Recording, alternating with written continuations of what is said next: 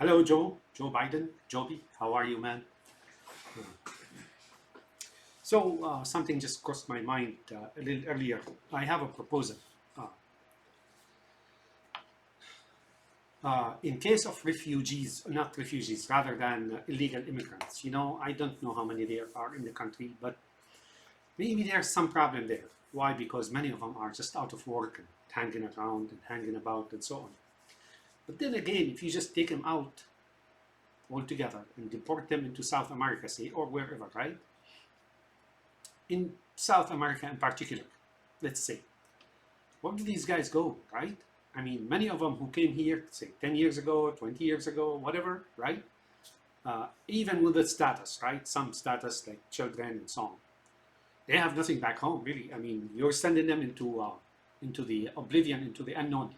And that's one of the reasons they usually come here is because they have nothing at home, back home, whether in Mexico all the way down to Argentina, and things of the sort. More like Ecuador and so on and so forth. Where do you send them, man? I mean, this is like sending the refugees back home to Syria whose cities are destroyed. Where do they stay? Where do they live? And so on and so forth. And they're going to try to come back again or resist, at least resist. So the operation to deport those will be very difficult. Let's say costly, difficult. There will be running around, there will be running about, there will be escapes, and then it's going to be a messy process, right? I don't think it's as easy as, the other side is making it sound like this. So I have a proposal for you. I think if you offer a voluntary deportation or voluntary going home, right? For some certain sum of money, yeah, it'll cost some money, but I think it'll cost far more to round them up, and especially them resisting deportation, right? So if you offer money, right, whatever sum that settles them at home, right, it'll cost less. Two, it will be much simpler. At least you're not sending them into oblivion. So some people may just decide because, things are not as good anymore and so on and so on. They just may decide to go home if they have some incentive, let's put it this way.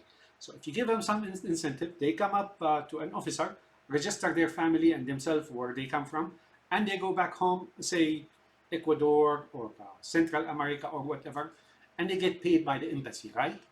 Other than that, if you deport them, they can try to come back again. And I made a comment way before about this wall.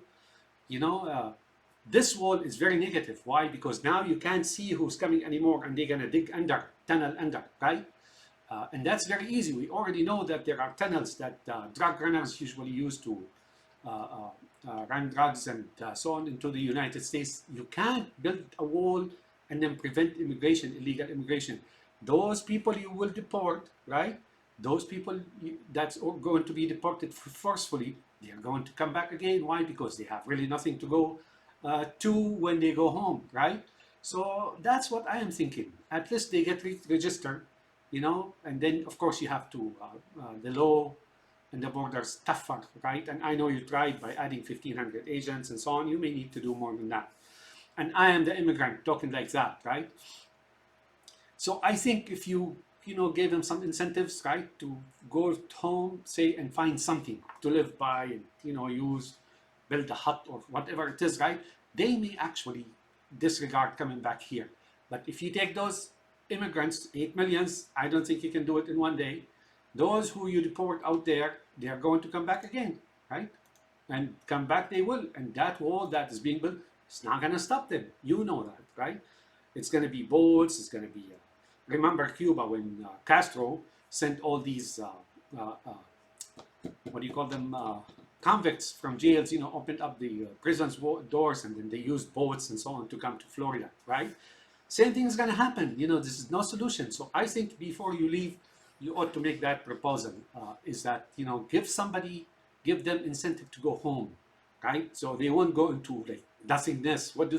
Just go on the sidewalks in Mexico City and here and there. What do you think they're going to do? They're going to come back here. Why? Because now, if they've been here 10 years or longer, they are accustomed to life, right? They have adjusted to life here in the US. So when they go back there, there's nothing in this economically or, family or whatever it is, they're going to come back. It's that simple. So as you can see, it's a problem just rounding up all those people, sending them to South America. This is going to be a perpetual process. You send them out, they come back. You send them out, they come back. And history is full of it, right?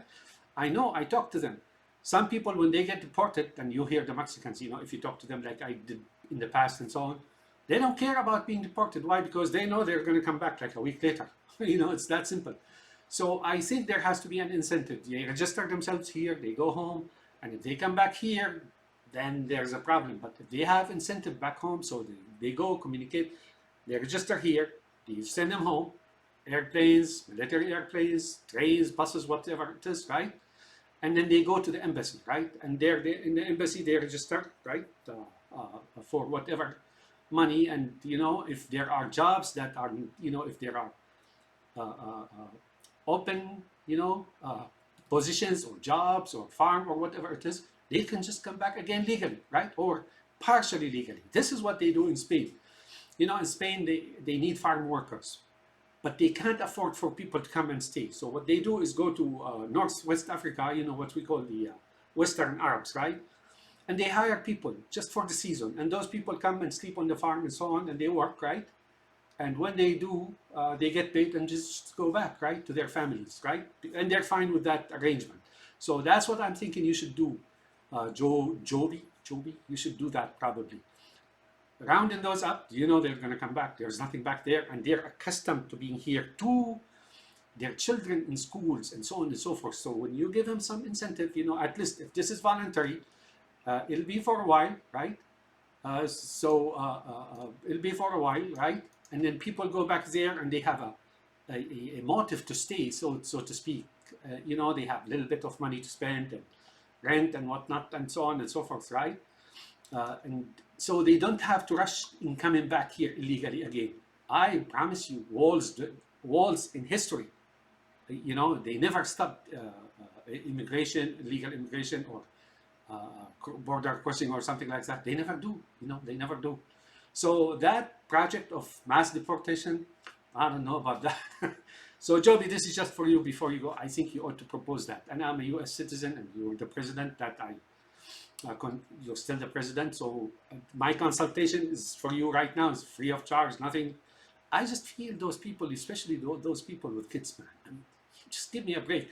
So like I say, voluntary, it starts with a trickle and it turns into a flood, right? People start communicating. People are smart. They're not as dumb as that guy thinks they are, right?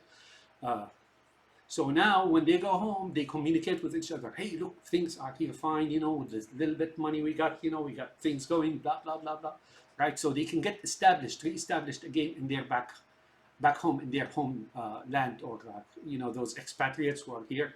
They can go back, to their respective countries and or country of origins, right? And they can establish something. But if you just send them out there, they're gonna come back, and you know that. So JoBi, you did some good stuff, but some bad stuff, right?